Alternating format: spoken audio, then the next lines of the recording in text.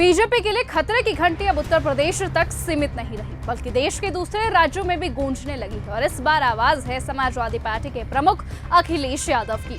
ओडिशा दौरे पर पहुंचे अखिलेश यादव ने सपा की बैठक के बाद जिस आक्रामक अंदाजों में बीजेपी पर हमला बोला, उसने ये साफ कर दिया कि 2024 के बाद विपक्ष अब रक्षात्मक नहीं बल्कि सीधे आक्रामक मोड में है। अखिलेश यादव ने बीजेपी पर कम्युनल एजेंडा चलाने का आरोप लगाते हुए ये कहा कि जब जब बीजेपी कमजोर होती है या फिर जनता से किए गए वादे पूरे नहीं कर पाती, तब तब वो समाज को बांटने की राजनीति शुरू कर देती है, जबकि समाजवादी पार्टी जोड़ने की राजनीति करती है।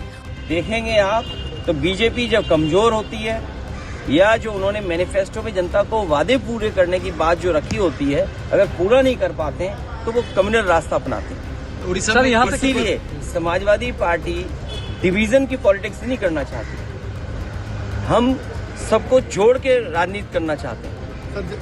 सर, यही विजन जो कार्यक्रम जगह जगह कर रहे हैं, डिवीजन की पॉलिटिक्स खत्म हो, लोगों को जोड़ के एक साथ। उन्होंने पीडीए यानी कि पिछड़ा, दलित और अल्पसंख्यक की एकजुटता को आगे बढ़ाने की बात दोहराते हुए कहा कि यही ताकत बीजेपी को सत्ता से बाहर करेगी। और इतना ही नहीं, अखिलेश यादव ने साफ शब्दों में ये कह दिया कि अगर बीजेपी को दिल्ली से हटाना है तो उसे पूरे देश में बेनकाब करना होगा। अपने पिछले ओडिशा दौरे का जिक्र करते हुए उन्होंने समाजवादी आंदोलन के इतिहास को याद दिलवाया और कहा कि ओडिशा की धरती पर पीडीए का पेड़ और मजबूत होगा। यही नहीं, अखिलेश यादव ने पश्चिम बंगाल विधानसभा चुनावों को लेकर भी बीजेपी की करारी हार की भविष्यवाणी कर दी है। और साथ ही वो ये कहते हैं कि बीजेपी को यह अच्छी तरह से पता है कि बंगाल में ममता बनर्जी ही जीतती रही हैं और इसी बौखलाहट में ईडी जैसी एजेंसियों का दुरुपयोग किया गया है। उन्होंने यहाँ तक सवाल उठा दिया कि क्या अब एजेंसियों का काम डाटा चुराना रह गया है। कुल मिलाकर अखिलेश यादव का ये बयान सिर्फ बीजेपी पर एक हमला नहीं था,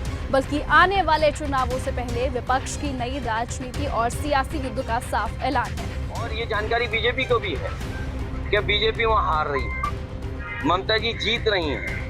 आप बताइए नाराज कौन होता है? जो हारता है। आप बताइए ईडी का काम क्या है? डेटा चुराने का है क्या? ये नया जमाना, इसलिए मैंने कहा कि बीजेपी बहुत फोकस्ड है।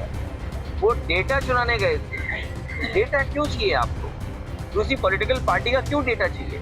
और हम तो वो लोग हैं जो डेटा पे चिल्ला रहे हैं, इलेक्शन कमीशन को कह रहे हैं।